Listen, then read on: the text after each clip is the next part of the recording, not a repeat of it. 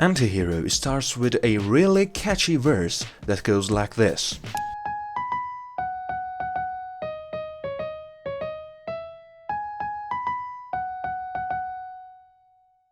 It's written in the key of E major, which means the melody starts on the third note, then goes up to the fifth note, and finally resolves on the root note.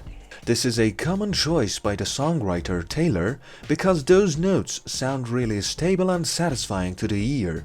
In the second half of the verse, the first motive is repeated, but instead of resolving on the root note, it ends on the second note, which creates a sense of suspense and keeps us wanting more. Pretty cool, huh? So in the first half of the verse, you may notice that the melody goes down and then up again, creating a cool inverted arch shape. This adds a lot of energy and excitement to the song, making it more dynamic and interesting to listen to. It's a really cool feature of the melody that helps to make the song stand out. Once the first part of the verse is repeated, Taylor introduces a brand new melody that goes like this.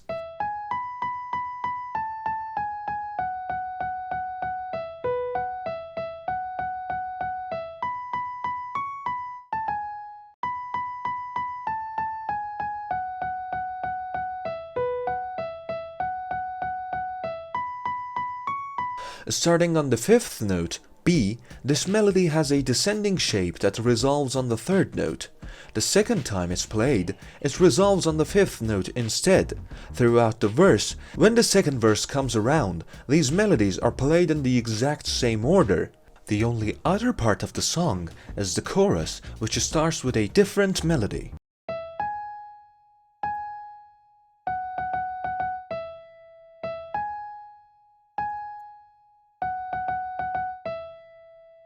The chorus of the song has fewer notes and more spaces between them, creating a more spacious and relaxed feel.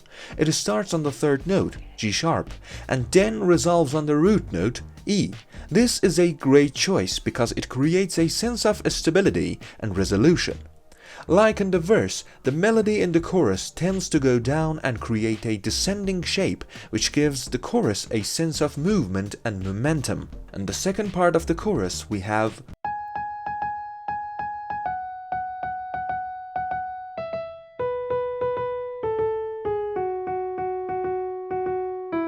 we once again see a descending melody that resolves on the root note. The descending melody is made up of several flat-shaped melodies, which means that the notes tend to stay on the same pitch for a while before descending to the next note. This creates a really cool and catchy effect that keeps the listener engaged and interested. Overall, the descending shape melody and use of flat-shaped melodies make the chorus a memorable and fun part of the song. Taylor has said that her song, Antihero, conveys a sense of doubt and insecurity. Antihero is one of my favorite songs I've ever written. I really don't think I've delved this far into my insecurities in this detail before. Taylor chose the melodies, rhythms, words and chords that really captured the emotion she wanted to express through her music. For Antihero, she wanted to convey feelings of doubt and insecurity, and she did an amazing job of picking the right musical elements to really bring those emotions to life. It's not entirely clear whether Taylor Swift specifically chose the descending melody shape in Antihero on purpose or if it came about naturally, but either way, it was definitely the right call. Over 80% of the melodies in the song are descending in shape, and this is a really effective technique for creating emotional impact. Descending melodies have a natural sense of gravity and resolution, which can make them feel really powerful and emotionally resonant. They also tend to evoke feelings of sadness, loss, and regret, making them a great choice for songs that deal with those kinds of themes.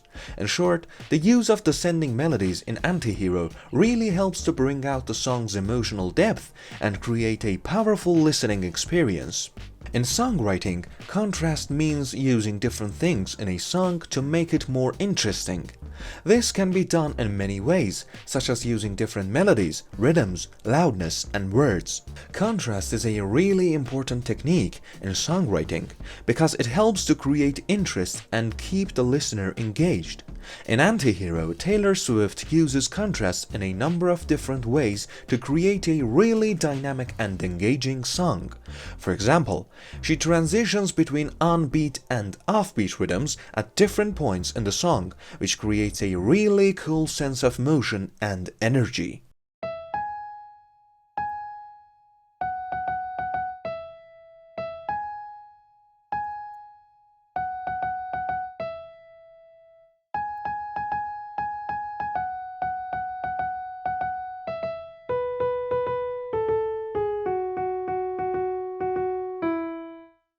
She also varies the lengths of the notes and the amount of rest space between them, which helps to create a sense of tension and release.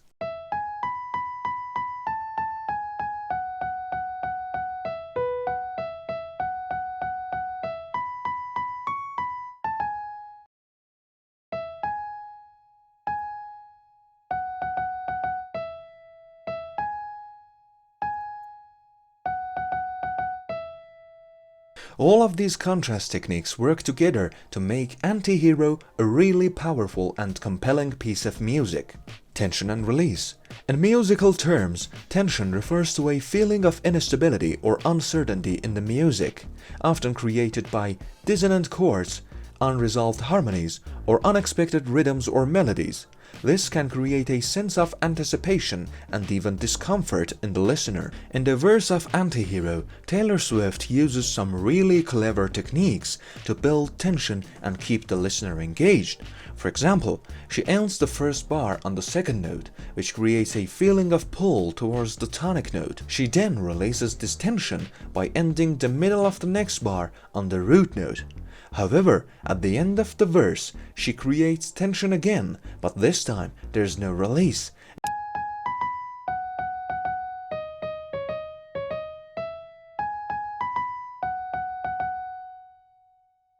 In addition, she uses flat melody shapes in the next two bars to add even more tension.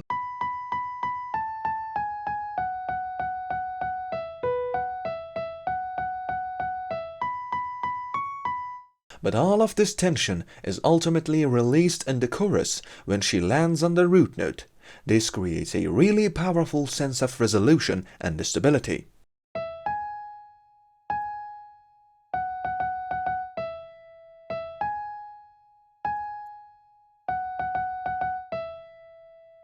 All of these techniques work together to make Anti-Hero a really dynamic and satisfying song to listen to. If you're interested in more videos like this, where we dive deep into analyzing hit songs, check out our video on the songwriting process behind Flowers by Milie Cyrus.